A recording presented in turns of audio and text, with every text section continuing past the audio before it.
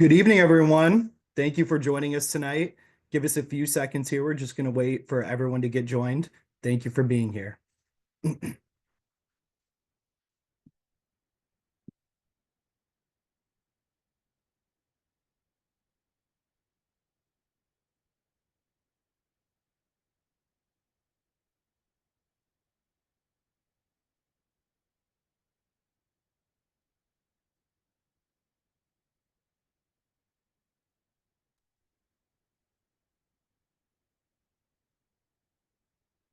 Okay.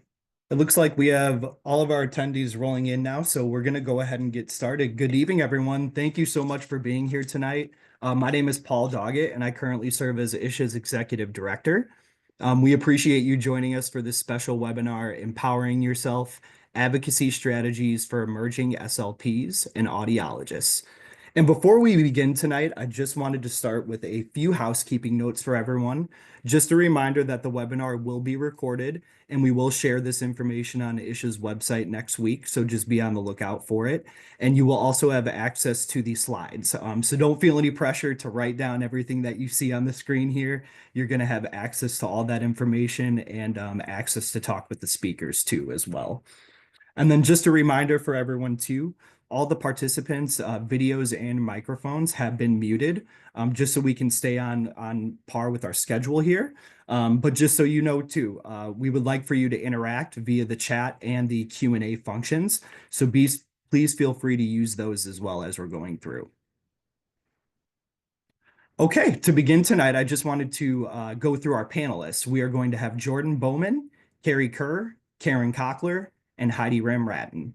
And to begin us off tonight, we are going to hear a short introduction from Jordan. Thank you, Paul, and good evening, everyone. My name is Jordan Bowman. I am your immediate past president of the Illinois Speech Language Hearing Association. I'm also very involved in ISHA on committees, and I'm excited to be dipping my toes back into committee work after my presidency.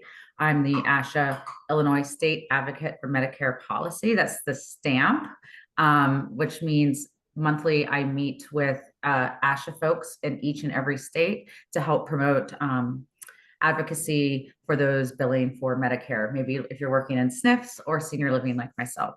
I work on the Billing and Reimbursement Committee, or not work, I advocate on the Billing and Reimbursement Committee, Telepractice Committee, and Medical Practice Issues Committee as well for ISHA. I'm super passionate about supporting older adults and really in every part of their journey, whether that's in skilled nursing, senior living, or even at home. And I'm really excited to share some great things with you all today. And I know I put a little something special about me in the bottom about my golden retriever, and he's currently chomping on some things in the background. So if you hear him, I do apologize. It's been quite a fun journey caring for him these past several weeks. So thank you, and thanks for joining. Thank you, Jordan. And next, we are going to have Carrie Kerr.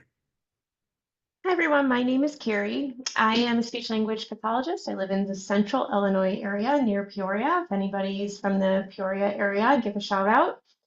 I am what's called the ASHA State Advocate for Reimbursement for Illinois. Similar to Jordan, I work on advocacy issues for billing and reimbursement related to things like commercial insurance and Medicaid, which might affect a private practice setting, a hospital, clinic, and all sorts of other facilities that would take outpatient setting that would take Medicaid or commercial insurance for services.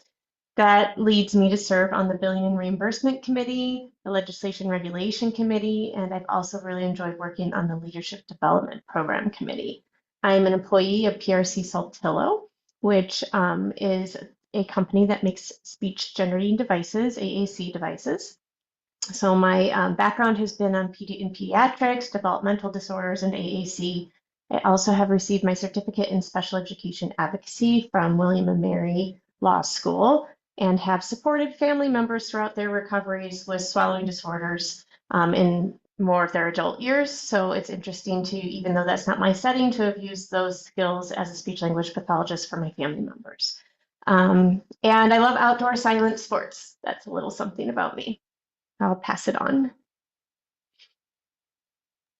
Perfect. Thank you so much, Carrie. Appreciate it. And next we have Karen Cockler. Hello, everyone, and thank you for being here. I am a speech language pathologist, and I live in Northern Illinois in Woodstock. I am a member of both ASHA and ISHA, and for ASHA, I am the State Education Advocacy Leader for Illinois. So like the star and stamp, Carrie and Jordan, I am that third network for advocacy. I also am part of the school affairs, legislative and regulatory affairs, and billing and reimbursement committees of ISHA. I was a school-based SLP for over 24 years. I keep my foot in the door. Since retirement in 2015, I have a very small private practice. As an educator and SLP, my particular interests have been to help children develop strong literacy skills, listening and auditory processing, and social skills in order to be successful lifelong learners. I am extremely committed to advocating for my colleagues regarding workload, shortages of school support personnel in the school setting, and on IEP paperwork redundancy. I love visiting my children and my grandchildren. They all live in different parts of the country. I love reading and making music. So thank you very much for being here. Thank you, Karen. Appreciate it. And then last but not least, Heidi Ramratten. Hi, everybody. My name's Heidi. I'm a member of ISHA. I'm the VP for the Audiology Committee. I'm also a member of ASHA and the American Academy of Audiology. I am dually certified, so speech language pathologist and audiologist. And I really have a passion for serving diverse populations. And I have a particular focus on auditory processing disorder and its overlap with language processing and literacy. Clientele that I really enjoy working with is children as well as veterans. I'm a veteran myself, so kind of bringing a unique perspective to that population. Again, like to promote success, communication success across all the ages. I love spending time with my family. 3 out of the 5 of us have our motorcycle license, so now that we're getting to the warmer weather, and then going outside with our dogs. Perfect. Thank you so much, Heidi. All right. So now that we have met all of our panelists for this evening, I'm just going to quickly go over our objectives. First, we're going to be identifying key advocacy strategies. So our participants are going to be learning more about practical advocacy techniques to effectively support themselves and their clients. Next will be developing skills for professional growth. So learning how to explore essential skills to navigate workplace challenges and help enhance your career development. And then last but not least, learning how to apply those advocacy principles. We'll be going through some real world scenarios within our practice to hopefully give you some guidance into some real world situations. So with that, tonight we are going to be starting with our panelist, Carrie Kerr. So Carrie, I will turn it over to you. Thank you, Paul. Okay, so before we get started, I'm one of those teachers who likes to get a little bit of interaction going. So I want you guys to get comfy with the chat, feel welcome to use it, give your feedback. And in the chat, before I get started, go ahead and give 1 or 2 or 3 words about what advocacy means to you. Who is an advocate? What advocacy, like maybe an image of what advocacy is, a scenario or a memory of when somebody advocated for you or when you have advocated for somebody else. And while I move forward, I just want to start seeing some of those things go in the chat so we can understand there are so many different levels to advocacy and reasons why we talk about advocacy. The first reason that is a little bit more direct is that we are called in our ASHA Code of Ethics to have a responsibility to advocate for the unmet communication and swallowing needs of the public. So that is actually part of our Code of Ethics, that we need to advocate for our clients. And everyone deserves a voice, right? So that's kind of why we're drawn to this profession. Most of us come in here thinking that we do believe that they have a certain set of values that everyone deserves a voice. And so it's part of our responsibility as such then to advocate for them, to use their voice and have access to communication. the impact, so that's why advocacy matters. The impact of advocacy touches not just our clients, but also other professionals and our entire field. So the way it would address or impact our clients might be like the Communication Bill of Rights. If you have not ever heard of that, you can do a quick Google for the Communication Bill of Rights and learn what that really means, but that's its type of advocacy. And then for professionals, we need to advocate so that we can have the ability to practice and earn a living. We all want to be able to go out there, get jobs, have jobs available, get paid well, and it takes a certain level of advocacy to do that. And then we also want to bring new professionals into the field. So that's all of you. And how do we get new professionals into the field? We have to have avenues available for you all to be able to practice, to be able to have a clientele, to be able to earn that living. And that takes some advocacy efforts. And that's part of what we do here at ISHA as volunteers. So advocacy, then, oh, Paul, one back, thank you. So we are going to talk about the personal and professional benefits of advocacy too. So something that is a benefit to me for why do I advocate? It helps me grow as a leader. And it also gives me networking opportunities, such as with all of these people here and some of you who I might end up working with again in the future. It gives me knowledge on how to advocate for systemic change. And it also gives me the ability to impact the sustainability of our profession so that we can continue with our profession, okay? So here's some examples of how I have done this. One way that I have had self-advocacy is to go ahead and get that certificate in special education advocacy from William and Mary Law School. I've also learned about the Communication Bill of Rights and how it affects my clients.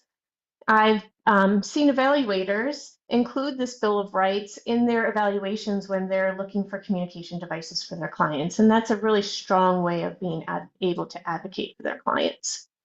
I've advocated for better reimbursement rates, either for myself at my own clinic through contract negotiations with insurance panels, or through legislative advocacy to increase the rate of reimbursement through early intervention and Medicaid services.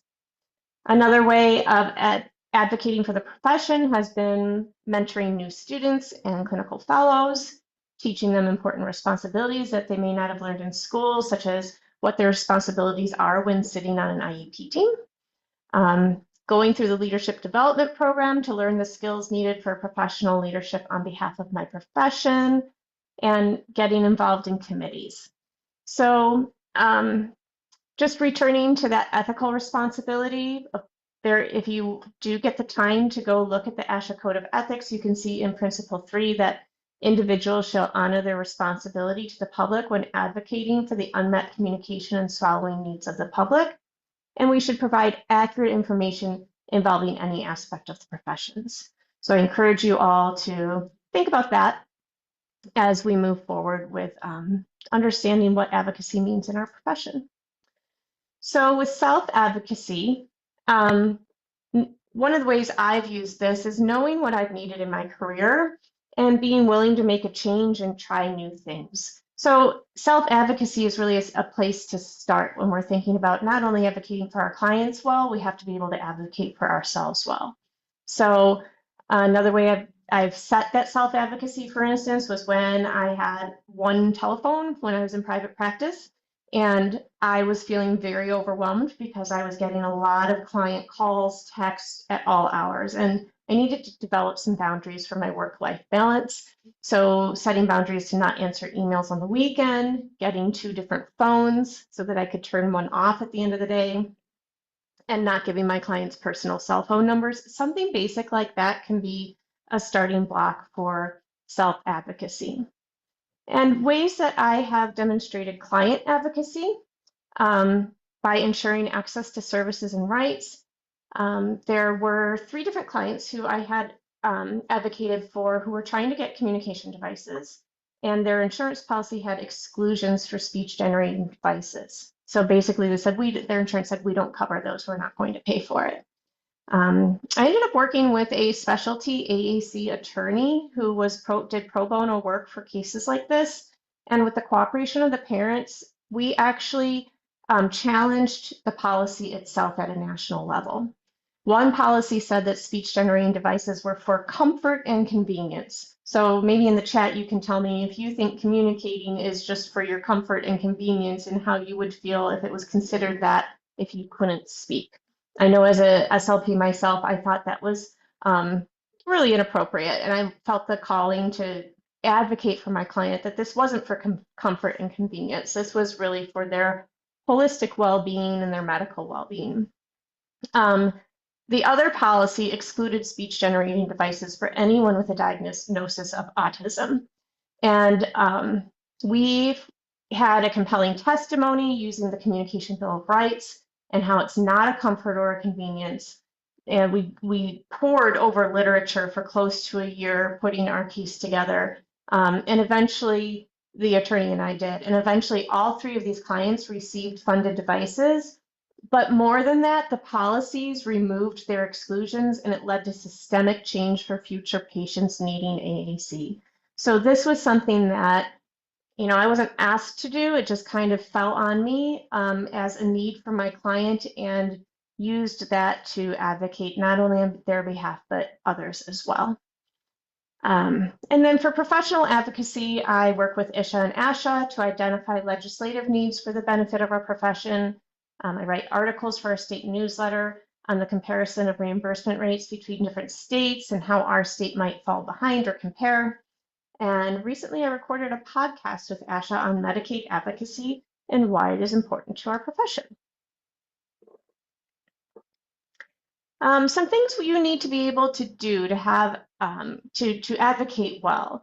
The first thing is a clear and confident message. So Brene Brown, if anybody follows her, she likes to say that clear is kind and unclear is unkind. So part of that communication to be a good advocate is you have to have a clear and confident message.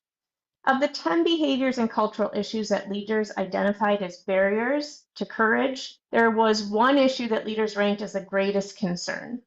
In the chat, what do you think it was? What do you think was the issue that leaders identified as the greatest barrier to clear and confident communication? Human right. Okay, so that was still from the last. Listening, good. Somebody said listening might be the one thing that was ranked the biggest cultural issue that was a barrier to clear communication. Miscommunication, inability to effectively convey ideas, good. They said, and then I want you to tell me if you've ever, if this has ever happened to you, avoiding tough conversations, including giving honest, productive feedback. They identified that as the #1 barrier to effective communication. So this happened to me just today, and I wanted to avoid a situation, and really in the end, what needed to happen, even though it was uncomfortable, is that I needed to have a tough conversation and give some honest and productive feedback. So another part is active listening. So in the chat, what does active listening mean to you? Give me some examples of what active listening might be. And while you're giving those ideas, I'll move on. But a big part of active listening is just asking questions to learn more. Understanding what somebody else's pain point is, not jumping and giving suggestions, but just listening, asking, how does this affect you personally? And being curious rather than giving judgment. Give them time before jumping in and reflecting back what you heard someone else say. Thank you, Danila says. Listening without prejudging. Exactly. Be curious. Lean into the curiosity, not the judgment. You want to tailor your communication to your audience. So in a given day, I interact with funding specialists, clinicians, parents, managers, my own peers, and even insurance companies. And each one has a different objective. Each one sees me through a different lens. To some of them, I'm their advocate, but to others, I'm the person to blame. And I must use those active listening skills with a clear and confident message so that we can work effectively together. So those are some things, if you are interested in developing those skills, and I think Karen might talk about this later, but ISHA's Leadership Development Program and ASHA's on-demand leadership courses can help prepare you for that.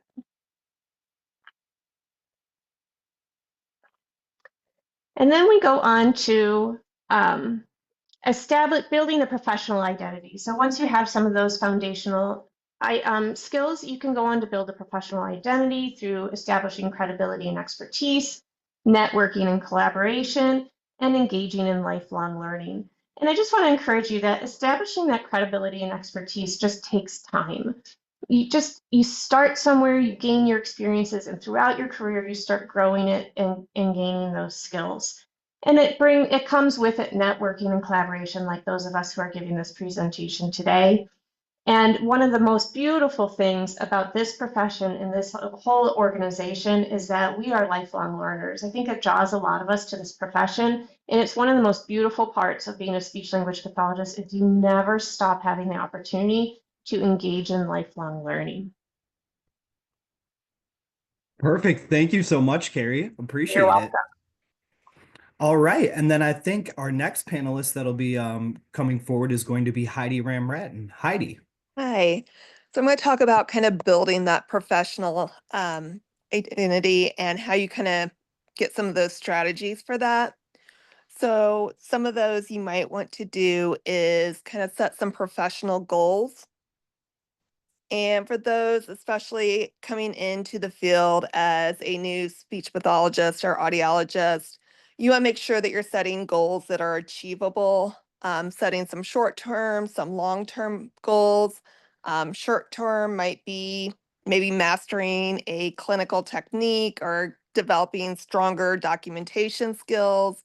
Long-term goals could focus on maybe getting a specialization, research contributions, or kind of even advancing into some of those leadership positions. So as an SLP or an audiologist, can you think of maybe some goals that you might want to work to achieve as a professional goal, short-term or long-term? You can kind of type that in the chat there. And I'm going to go on while we're talking about that. Another good thing to do is to seek mentorship and supervision. Again, these are going to be just kind of that person out there to give you support, give you guidance, especially in those early stages of your career. Again, you can get just kind of that feedback from some professionals that have been, seasoned professionals that have been in the field for a while. And it can also help you refine kind of your clinical judgment and expand your knowledge. Again, it can also open some of those networking opportunities when you have that mentor-mentee relationship.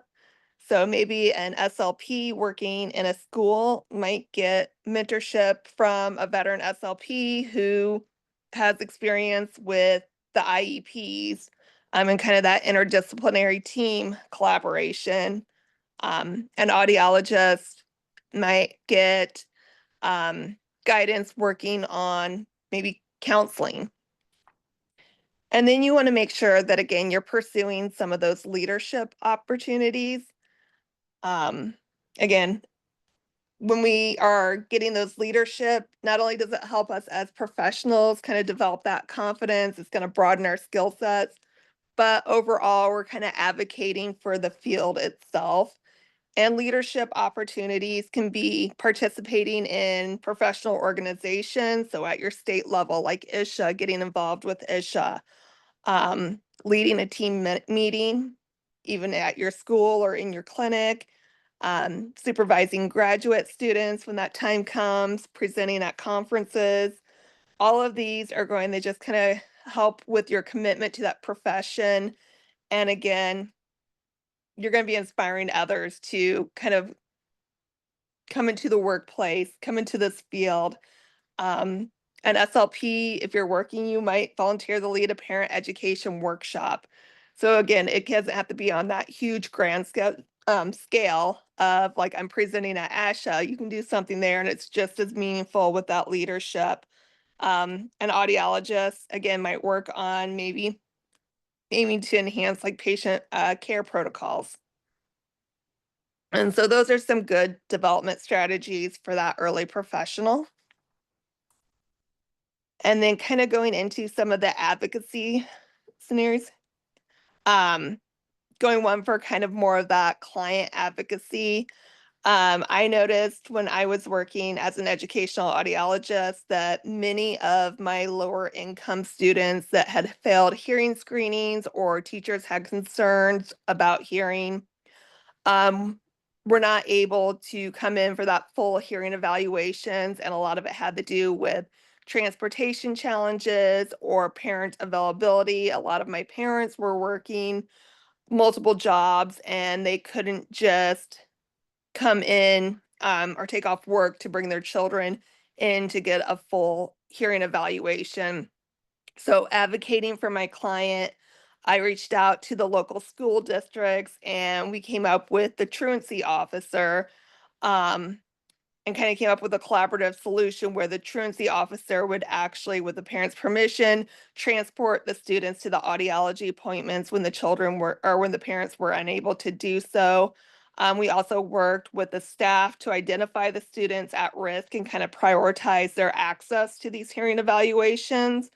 Kind of the outcome of this was our partnership significantly increased the membership of our lower income students receiving timely hearing assessments and intervention. And this led to improved classroom performance, academic performance, better social engagement, and just kind of that strong example of that systemic advocacy and addressing barriers to care and promoting health equity within the community. Okay. Can anyone else think of some kind of on that hearing related side, some advocacy things that they've seen for clients? Or other situations they could think of where they might have ideas of what could be I will done? say, as an SLP working in a traumatic brain injury clinic many years ago, I advocated to get some hearing testing and screening for the challenges and changes they had after their TBI, where originally the physicians weren't interested in them having that screened and then treated. And it was such an eye-opening experience where a lot of our patients ended up really having like dramatic changes afterwards. And then that physician really changed his kind of practice and realizing that that was one of the first steps post TBI. And this was years ago. So I think they're better at that now, but it was pretty great. It was a pretty good advocacy effort. Absolutely. Thank you. Thank you, Heidi, and thank you, Jordan, as well. And everyone, I just encourage you to, if you have any other thoughts for Heidi's section here about this audiology real world situation, please feel free to share those in the chat as well. Okay, and then next, I believe, Karen, this is going to be your slide as well. Yes, this is, so having been an SLP in a school for many years, this is an issue, a scenario near and dear to my heart. So you are a member of a team of school-based SLPs and you're overwhelmed with a large caseload made up of many students with significant needs. You and your team find it extremely difficult to complete all required work during contractual hours. And I think sometimes when we're in the midst of working so hard, we forget that we are contracted to work certain hours every day. And I know I would take hours of work home with me, which really isn't the best thing to do. So I advocate on workload a lot. So in Illinois, district SLPs experience overwhelming workloads, especially after the pandemic. SLPs learn that there is an Illinois administrative code that requires workload analysis to balance caseloads. However, district administrators fail to uphold the requirements of this code. By not upholding these requirements of this code, significant burdens are placed on SLPs who are then restricted in their provision of evidence-based interventions and use of best practices. So you and your team decide that you want to advocate for your students to improve services and reduce the negative consequences. So what did you and your team do? Well, the first thing that's important to do is look at the guiding principles that help us. And for these, you would turn to the ASHA Code of Ethics. In this particular situation, Principle of Ethics 1 and Principle of Ethics 4 have relevant information for this situation. Working in the schools, you are also bound to uphold the Illinois Educator Code of Ethics, which not too many people know about, but they also are there to support us in our efforts to advocate for our students. And so the Illinois Educator Code of Ethics actually has 5 principles, and those principles are responsibility to your students, to yourself, to colleagues and the profession, to parents, families, and communities, and to the Illinois State Board of Education. So after reviewing these guiding principles, you and your team decide to focus on 3 most important issues that were mandated by both codes of ethics. First one is holding paramount the welfare of your students. Next, to ensure delivery of high quality interventions. And finally, to comply with federal, state, and local laws, regulations, and codes.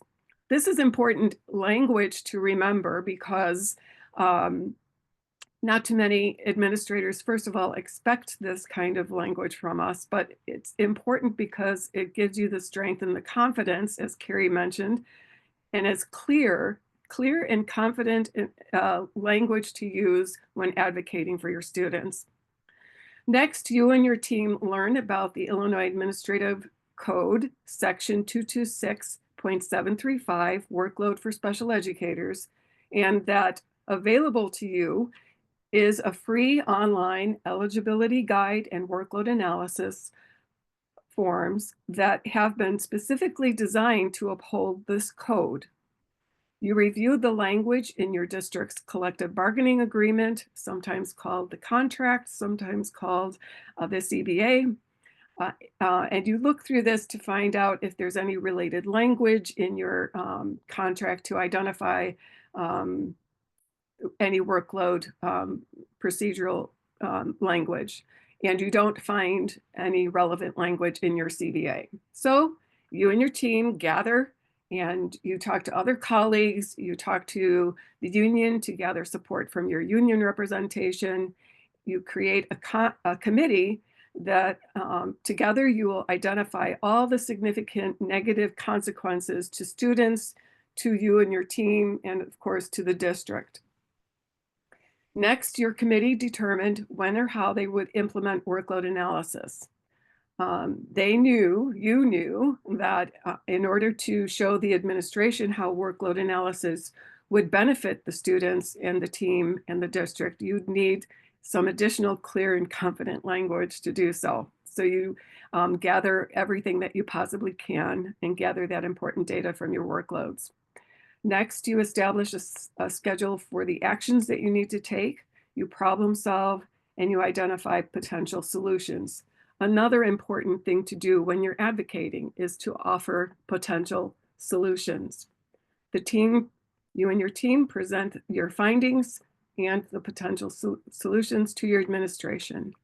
The outcome is that administration learned more about workload analysis, the impact of overwhelming workloads on students, the SLPs, and ultimately to the district. The administration agrees to work collaboratively with you to establish workload analysis procedures. And additionally, the SLPs demonstrated how workload analysis helps minimize missed sessions that often happen because of meetings and evaluations, and identify staffing needs for the following years. So in the chat, if you could add any thoughts or questions you might have about this, what do you think about this situation? It's probably one of the most pressing issues for school-based SLPs. What do you think some of those negative consequences to students might be? If you can just post some of those in the chat, and I can go on from here. Perfect. Thank you so much, Karen. Appreciate it. And yes, everyone, please share your thoughts for Karen as well in the chat.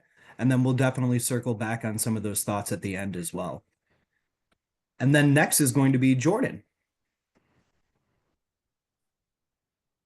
Hi, everyone. I'll give you all a second to post some of your thoughts in the chat because that was a really good topic. So Karen, there's a couple not receiving as many IEP service minutes as needed.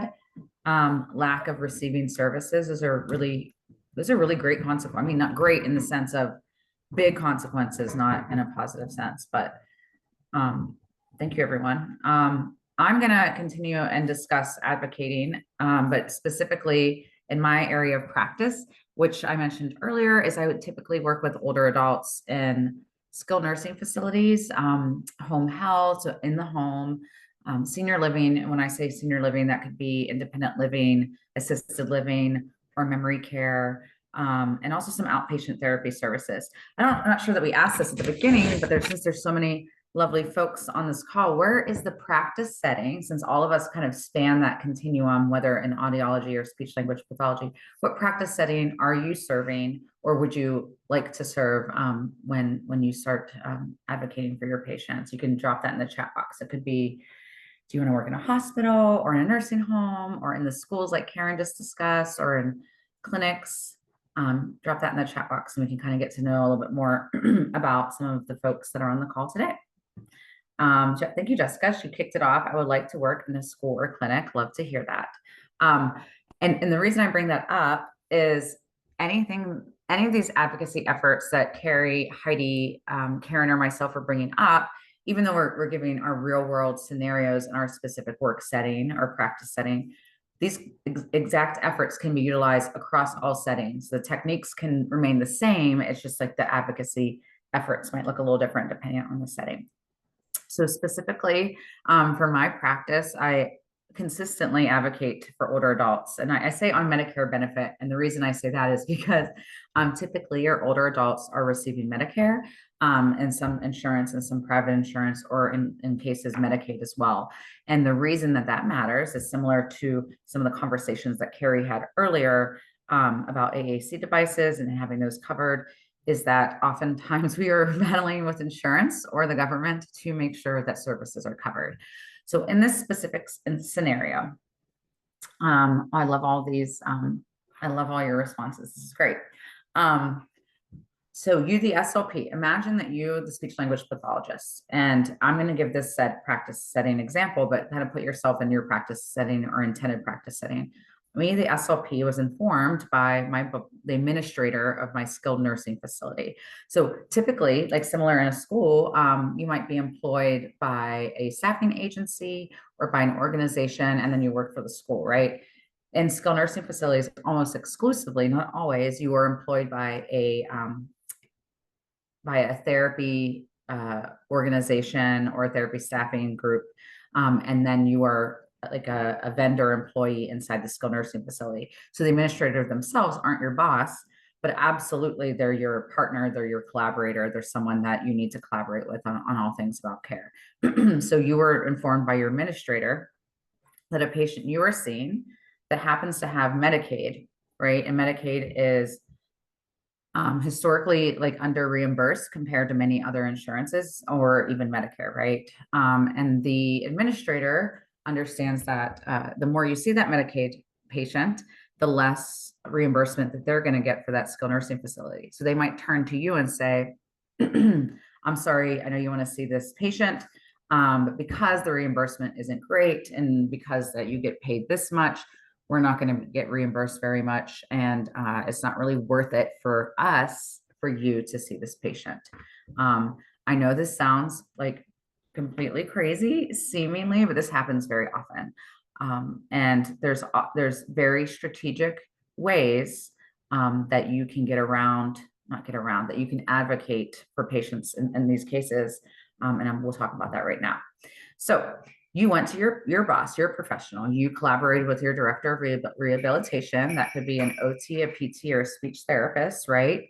And together you put together some information. Carrie talked about clear communication, about having tough conversations. You put together some information and you came to the administrator and said, hey, these are the reasons that we need to see this patient, right? These patients, just like Mr. Smith, that we treated for speech language pathology services, had these better outcomes, not only for the patient themselves, but also for your facility. So I found working in senior living that if I can demonstrate not only how am I trying to help the patient, but how am I trying to help the facility, that I get way better outcomes as far as advocacy. Because we are trying to, as an SLP, right, we're trying to achieve patient outcomes. But for a facility or a community, they're trying to achieve, at the greater expense, community and facility outcomes. So my talking points typically in those situations, if not 100% of the time, are, if I see this patient, no matter the benefit, this is how they will improve, and this is how your facility will improve, if that makes sense. And that becomes really more meaningful to folks, because not everyone speaks our language. Not everyone understands the impact of our services. Not everyone knows like how important it is to go from puree to mechanical, or mechanical to regular, or from thickened liquids to thin liquids. It's kind of talking out of their scope a little bit. And if I say, hey, they will have a better quality of life and they won't go back to the hospital because of my services, it's much more meaningful. So the outcome in this specific example, the partnership significantly improved for the patient and for future patients. And then also it's a better understanding for that administrator and for any future administrators. My question for you all, I guess, real quick to wrap it up is, do you have any other feedback of, have you ever had to advocate not only for a patient, but maybe for a patient in a setting kind of where it's a little bit difficult in the sense of insurance? So thank you. Perfect. Thank you so much, Jordan. And everyone, as Jordan said, please feel free to share your comments in the chat as well. And then we will have some time to circle back for Jordan as well at the end. All right, moving along, we will turn it back to Karen. Yeah, so there is a lot that I will be sharing with you in the next few slides. What I hear a lot is, oh, I don't know where to find that information, or where is that located, or I never heard of that before.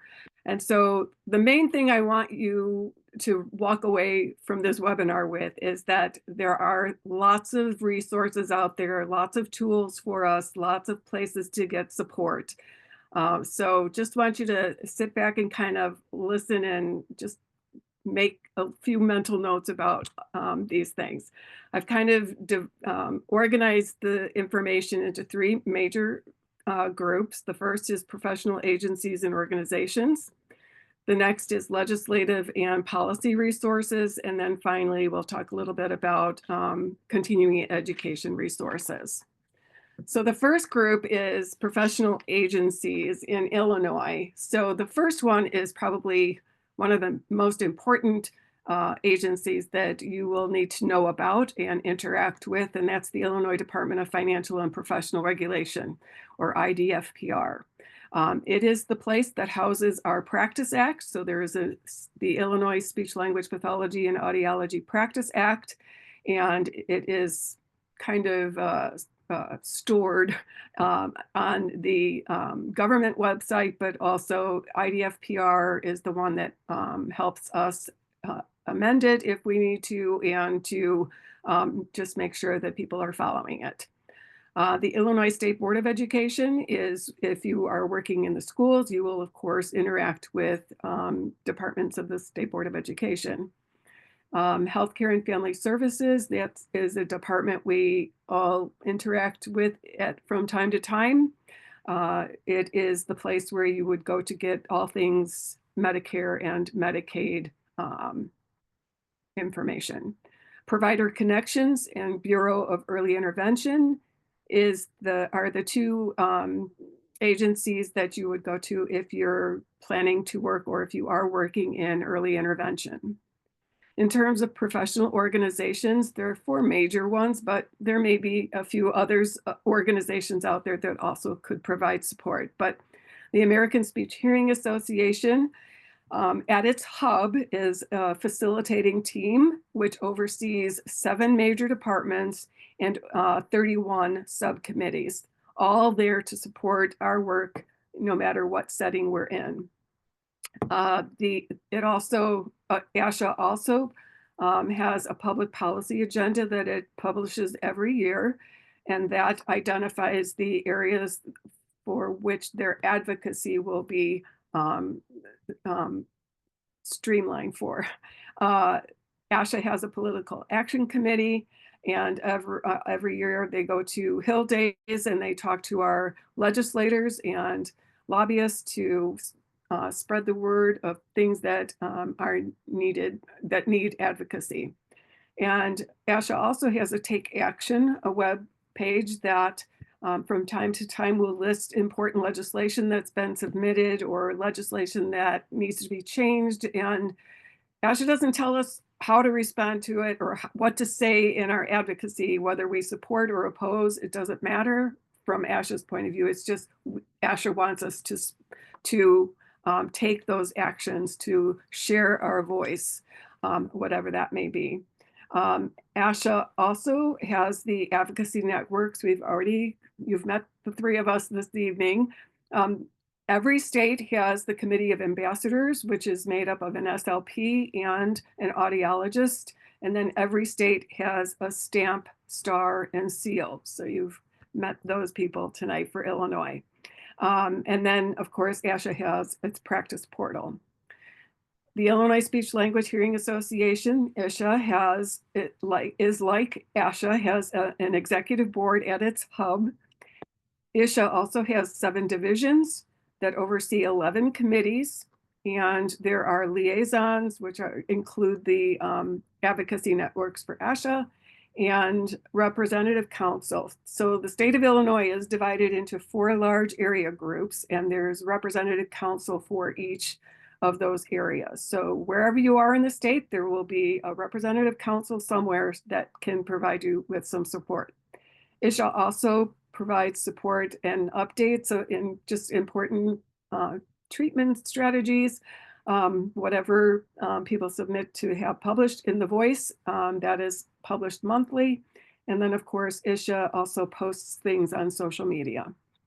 For audiologists in particular, there's the American Academy of Audiologists. It's also called AAA, and the Illinois Academy of Audiologists, which those are 2 organizations that would help, in particular, audiologists. Next, we'll talk about some legislative and policy resources. There are a lot of them. The first one is the U.S. Department of Ed, such as it is right now. Hopefully, we won't lose too much of it. But in there is the laws and policies that relate to IDEA. OSERS and OSEP are 2 offices that provide support for special education. The Illinois General Assembly, again, is the government website for legislation. That's where you might also find our Practice Act. The Joint Committee on Administrative Rules, JCAR, I never knew what that was. I kept hearing the JCAR all over the place, but it's really the group of legislators that will write rules on some legislation if that is necessary. JCAR also publishes a weekly Flynn report that you can look at. You can just go to the website and find it. It has lots of information on and updates on legislation. I've already talked about IDFPR and HFS. Under HFS, the medical provider's home is really where the information for us is stored, especially in the handbooks. Also information about impact, NPI, managed care, Medicaid, et cetera. Provider connections, I've already mentioned that, and the Illinois State Board of Education. And then finally, ISHA's Legislative and Regulatory Affairs Committee does a lot of work in reviewing legislation that has been proposed and submitted. And we always look for feedback from ISHA members on whether to oppose, support, or monitor certain legislation. So those are some supports there. In terms of continuing education, ASHA and ISHA both have conventions every year. ASHA has two. ASHA also offers the Learning Pass for members, so you can get webinars and things like that at a discount. ASHA also has podcasts. ISHA's convention is in February. ISHA also offers webinars from time to time, like this one this evening. And again, the representative council area groups. ISHA's leadership development program is modeled after ASHA's, and I just finished it and I learned so much, even though I'm a more experienced or seasoned SLP, I still have lots to learn, lifelong learner. But the LDP is a wonderful experience, and at some point in your career, I highly recommend you participating in it. The American Academy of Audiologists, AAA, also has its own sources for continuing ed and specialty training. And then, of course, any kind of simple Google speech language pathology continuing ed, and you will get tons and tons of sources for that. I have just a one fair warning for, or just to make sure that your course, if you're looking for it to be approved for CEs, that you make sure that it is approved for CEUs before paying for it. If you want the training, but it's not, may not be specifically to fulfill any CEs that you need, that's fine. I've done several of those and I still learn a lot, even though it doesn't always count. But making sure that they're approved is a good thing. And I've always had the ASHA registry take care of my collecting all of my CEs for me. So I think it's worth the fee. And I think right now it's $28 for members and $38 for non-members. So those are just some resources for you. Thank you. Fantastic. Thank you so much, Karen. Appreciate it. All right. So we have come to the point in our presentation where we would kind of like to open it up to our attendees. If anyone has some questions, that they're just thinking about or just kind of came across through your mind during the presentation, please feel free to share those in the chat right now. We'll take a little bit of time to go through a few of those if there are any. So if you do have any questions, please go ahead and share those in the chat. And then also just our panelists too, just so our attendees have your contact information, if you could just drop that in the chat as well, just so they have that. And then also, just in case you don't get that in the chat, we are happy to connect you with any of the panelists afterwards as well, just so you know.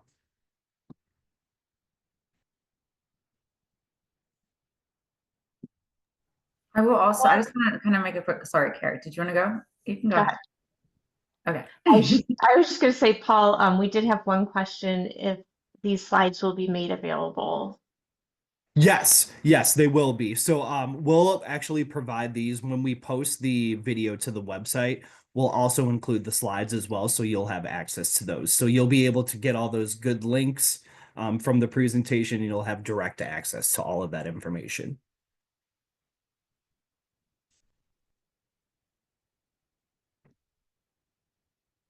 What I was going to say earlier is that we have a lot of really great examples, and that's why we put this together of moments that Carrie, Karen, Heidi, and myself have advocated. And Paul's advocated for our association. So all of us on here are advocates. We are all advocates every single day. It doesn't have to be these great big stories where, it took months and months and months to receive that support to treat that patient with Medicaid in the nursing home, although that is incredibly important. Every single day. I put in earlier that as an SLP, I would advocate in nursing homes for folks to be able to eat the foods they wanted, right? Like sometimes it was always just so focused on the texture versus what their foods were of choice. And once I started having those kind of conversations with nurses, we would start to bring in and the family would bring in some fun foods, and it was like an easy advocacy process specifically for a resident. So advocacy can happen in every little moment and every single day. And so we thank all of you for all the hard work that you're doing and that you intend to do when you become SLPs and audiologists. And I was curious if anyone has done any advocacy just because of things that are going on at the federal or state level with legislation And if there's been a lot of call to action, I'm wondering if anybody has taken any call to action and made your own advocacy contributions that way. And if not, and you'd like to, if you follow Isha or you follow Asha on social media, there's lots and lots of opportunities to respond to at the state and federal level. Danila says, a shameless plug, join the legislative pairing program. Connect with your local legislators about issues of importance to our profession and our clients. If anybody wants to join that program, go ahead and drop your name in the email and we'll get you connected. Or drop your email in the chat, your name and email in the chat, and we'll get you connected. Yes, and also if anyone needs details on that, please feel free to connect with me as well. I'm happy to get those to you too. And by we, I mean Paul. Paul will do it. Of course, of course. I didn't see any other questions come through the chat at this time, but any of our panelists, was there anything else that we wanted to add for tonight? Yeah, Karen, please. Oh, go ahead. Karen, go first, and then I have one. I'm just going to throw out there that, you know, ISHA membership for students is free, and you joining the legislative pairing project, and Danila is the chair of that project, it doesn't really require any meetings or anything like that. You'll just receive some of the early news so that you can immediately respond and send messages to your legislators, and Danila can help find that out for you, help you find that. So. And I saw this is a question near, thank you, Karen, for saying that. And like kind of to piggyback on that, and I'm going to answer Jessica's question as well, is being a part of ISHA, just as an example, on some of the committees that you saw in our bios earlier or that we've discussed, or any group, whether it's a local group. What was really wonderful, and I know this from experience, is sometimes you can like pour in a ton to a committee, and sometimes you might have to take a step back, right? So when I became the president of ISHA, I had to take a step back from 2 other organizations that I was previously pouring a ton of attention into. It's a step back, and I'm still a part of that organization, and I intend to, at the end of this year, to pour myself back into those. So advocacy, you can like dip in and dip out as long as you communicate really clearly. It really, people know that this is your volunteerism, that, you know, you're advocating for folks, and then also in that sense for yourself. Now, going to that question, I love that question, Jessica. It's very difficult. It's a difficult question because it's more convoluted than you think about advocating for your salary, right? You can absolutely advocate and negotiate during conversations with the organization that's hiring you, right? But if you really want to look back of how to absolutely advocate for, in my setting, like older adults, nursing, hospital settings, etc., it is, if you go to ASHA and go to the ASHA Take Action, and we posted some things on ISHA, it goes way back to advocating for reimbursement. Does that make sense? So if we advocate for the Med B, there's Med B cuts, there's the Medicaid cuts, or even Medicaid might go away with the current administration. There's that. I know that's like, that is where we need to advocate. Mm-hmm. So that all leads to us getting better salary. Yes. Reimbursement equals better salaries. Couldn't set it better myself. So, what settings allow you to advocate for salary? Any setting. Where can you advocate? Advocate for the reimbursement. So advocate on ASHA or ISHA. Paul and his team have sent it out to the. Does that make sense? Because like the more reimbursement we get for our services, the easier it is for us to advocate for a higher salary. Because unfortunately, I hate to say that's our worth, because it's not our worth. But if we're talking about money and dollars, that's the worth. Does that help? I hope. I'd like to add to that a little bit. In the school setting, a little different, because in the school setting, you're most likely going to be put on a teacher salary schedule. And many of us have experienced the fact that we have hours beyond our masters, but teacher salary schedules will often be put on masters plus 0 when we're first hired. And if so, one of the most recent advocacy things I'm doing is I've put together a chart that talks about here's what a master's in education requires. Master's in education requires no more than 30 to 36 hours. Master's plus 30 to 36. Our profession, our schools require masters will either have anywhere from 40 hours on up to there's some programs that require 100 hours or more. So in terms of advocating for your place on the salary schedule when you go to interview, know that that's something that will help bring you to that clear and confident language saying, I know master's teachers have 36 hours beyond the master's and they get placed there. I have X, master's plus X number of hours. So the difference is where you're going to, advocate for yourself to be placed on the teacher salary schedule. That's just a little thing. It's more complicated, as Jordan said, but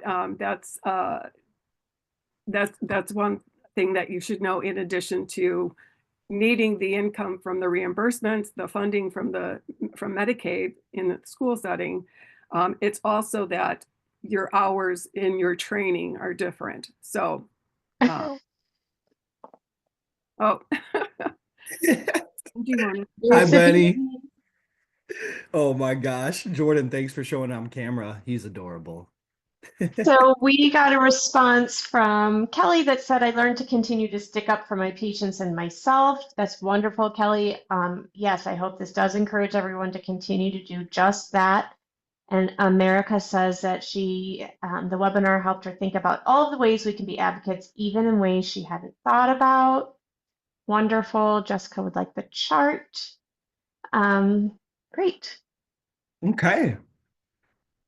Well, we are officially a little bit past the 8 o'clock mark, but thank you, everyone. Thank you to our panelists and all of the attendees for joining this evening. I hope everyone goes away from this with a lot of takeaways and resources to contribute to advocacy. But as we all mentioned, we are all here to help you. And if you ever need anything, please reach out to us. But just be on the lookout for all this information next week. You'll have access to all of it. But that's going to be it for tonight. And thank you again to everyone for joining us this evening. Take care, everyone. Thank you, Thank you, everybody. everyone. Thank you. Thank you, everyone.